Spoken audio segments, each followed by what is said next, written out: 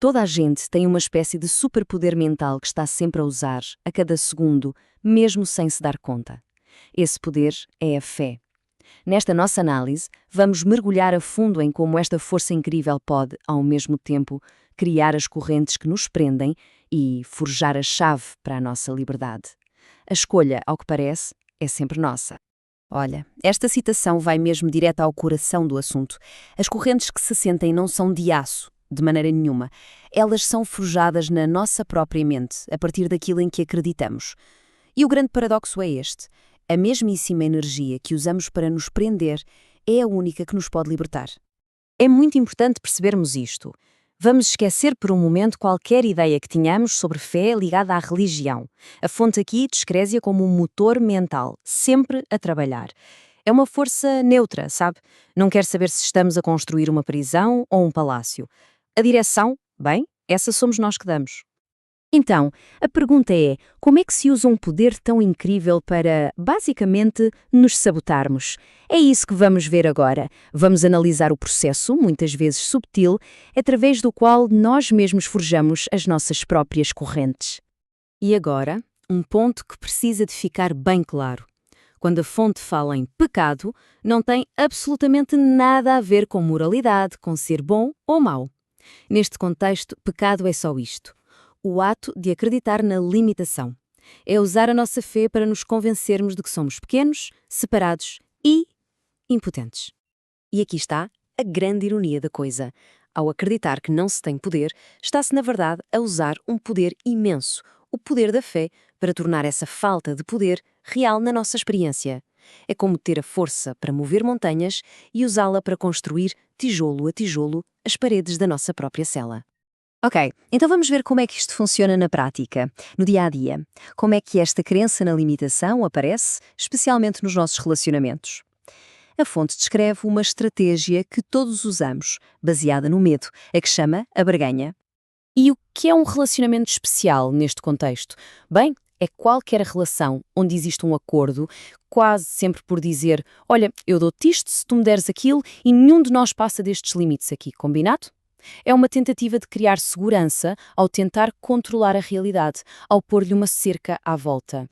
E este processo é quase como uma espiral descendente. Primeiro, a barganha cria um limite. E por que é que um limite gera ódio? Porque ao tentar controlar outra pessoa, estamos a negar a liberdade dela e a nossa. E esse desejo de controlo nasce do medo.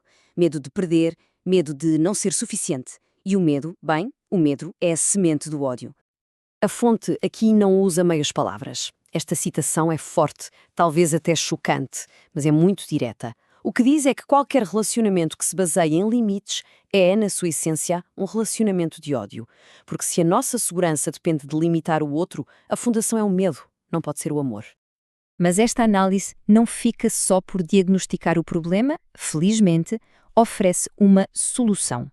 E se fosse possível usar este mesmo poder da fé, não para construir prisões, mas para as deitar abaixo? É essa nova direção que vamos explorar agora. A fonte usa o termo Espírito Santo para simbolizar esta alternativa.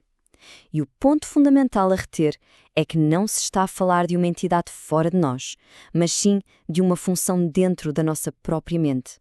É como ter uma bússola interna que aponta sempre para um propósito diferente. Um propósito de cura. Esta comparação mostra bem a escolha que temos à nossa frente. E o ponto fundamental é este. Não é preciso uma fé nova.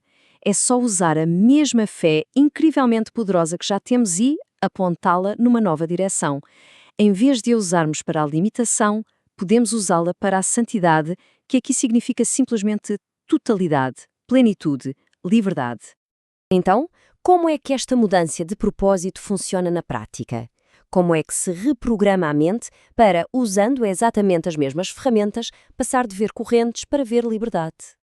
O ponto-chave aqui é que não se trata de eliminar ou reprimir o que quer que seja. Este guia interno não nos tira as nossas ferramentas. Pensem num mestre artesão que olha para uma faca e diz: em vez de usarmos isto para ferir, vamos usar para esculpir algo belo. O poder é o mesmo, o que muda radicalmente é o propósito. E o resultado desta mudança de propósito é profundo. A percepção que antes era usada para catalogar diferenças, para julgar, para separar, transforma-se em algo que a fonte chama de visão. E a visão é a capacidade de olhar para além das aparências físicas e a reconhecer uma conexão fundamental, uma identidade que todos partilhamos. E vamos focar-nos agora na consequência talvez mais tangível desta transformação. Uma mudança completa na forma como vemos a nós mesmos e aos outros, especificamente em relação ao corpo físico. Na perspectiva da limitação, o corpo torna-se a prova número 1 da separação. É a ferramenta que marca os limites entre eu e o outro. O instrumento de ataque e de sacrifício nas tais barganhas de medo. É visto como a fonte de toda a nossa vulnerabilidade. Mas, quando a fé muda de direção, o corpo em si não muda, mas o seu propósito é totalmente redefinido. Deixa de ser uma barreira e torna-se numa ponte. A sua nova função é comunicar, ajudar, conectar, em vez de separar. Esta metáfora é muito poderosa. A luz e a escuridão não podem ocupar o mesmo espaço ao mesmo tempo. Da mesma forma, a visão e a percepção baseada na limitação são mutuamente exclusivas. A escolha de ver uma significa automaticamente o desaparecimento da outra. Não há meio termo aqui. E é aqui que está a aplicação prática. A tarefa não é negar o corpo, mas sim retirar a nossa fé nele enquanto limite. É uma transferência de investimento mental, de acreditar na separação que os olhos veem para acreditar na conexão que a visão revela. E assim, fechamos o círculo. A mensagem final desta nossa análise é de um poder imenso que já é nosso. A libertação não vem de adquirir algo novo, mas de perceber que o poder de mover montanhas, o poder da fé, sempre esteve cá. As correntes só tinham força porque lhes dávamos a nossa crença. Portanto, esta reflexão deixa-nos com uma questão fundamental. A pergunta não é se temos fé, porque isso é um dado adquirido. A pergunta é: onde é que estamos a investir? Nas correntes da limitação ou na liberdade da conexão?